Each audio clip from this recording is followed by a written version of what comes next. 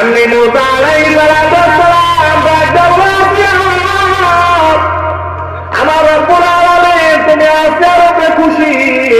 আল্লাহ রব্বুল আলামিন জানিয়ে দেন তুমি ফাঁসির মঞ্চে যাইতে দেরি, আল্লাহ তাআলা তোমার কবরটাকে জান্নাতের বাগান বানাইতে দেরি নাই। এমনি আসিয়া আল্লাহ তাআলার কাছে দরখাস্ত করতে বলো, ও আসমানের মালিক, আল্লাহ রব্বুল আলামিন তোমার কাছে একটা দরখাস্ত করবে, মালিক আমি আসিয়া যখন নাকি দুনিয়া থেকে বিদায় নিয়ে নিব, আল্লাহ রব্বুল আলামিন জান্নাতে তোমার পাশে আমার একটা ঘর বানিয়ে দিয়ে। সুবহানাল্লাহ বলেন। মালিক